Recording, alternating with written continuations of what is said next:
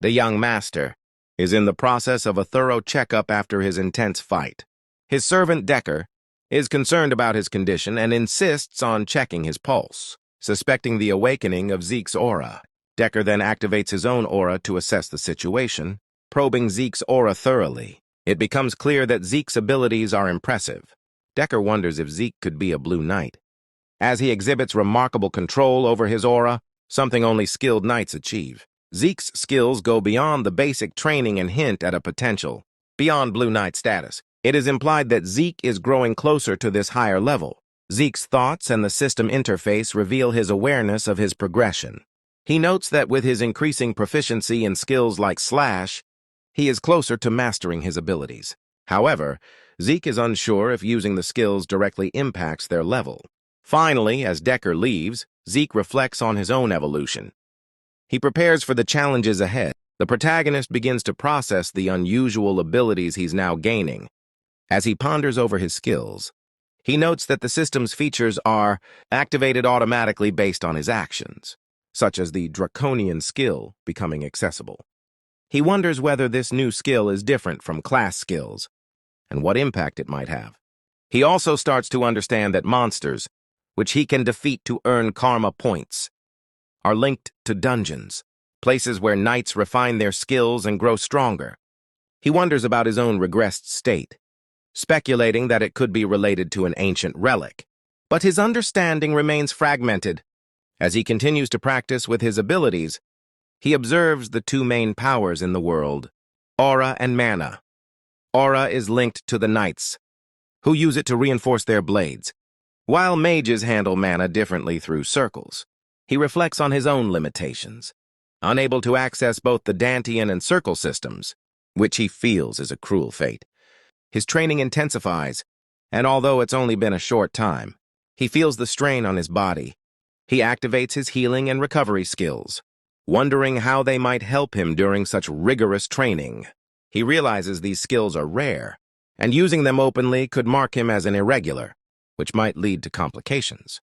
However, he continues, determined to push through the pain and grow stronger, knowing that only through perseverance can he reclaim the strength he once had. As the narrative shifts to a week later, Zeke is becoming more known, and rumors swirl around the cafeteria.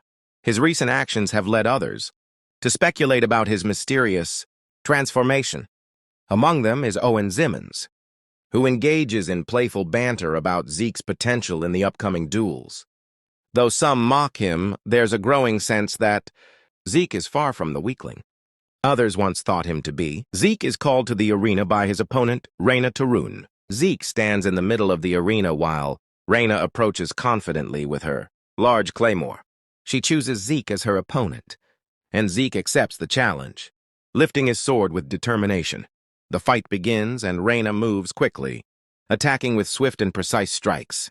Zeke, shocked by her speed, reacts to block, but struggles to keep up with her strength.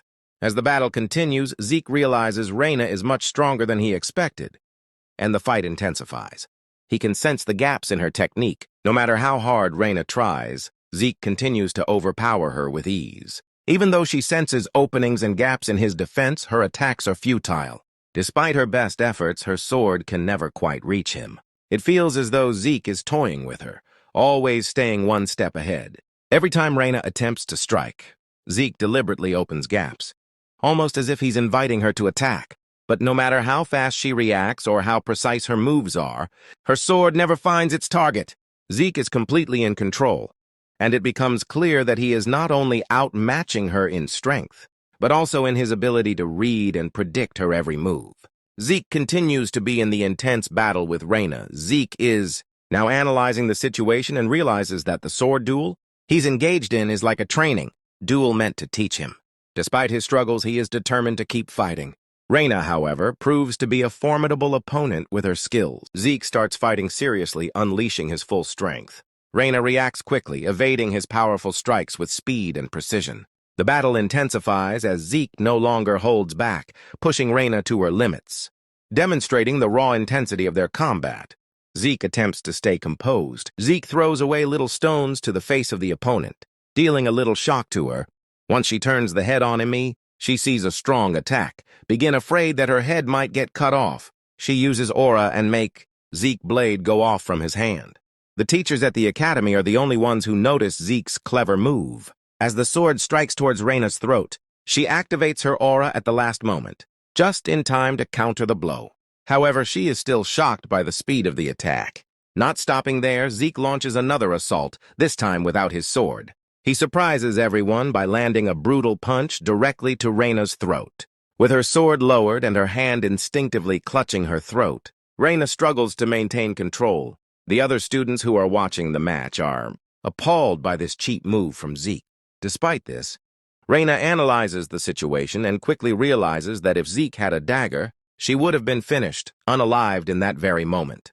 With Zeke now standing bare-handed and ready to continue, he challenges Reina to carry on the fight. But after processing everything, Reina acknowledges her defeat and concedes the match to Zeke, leaving him as the victor.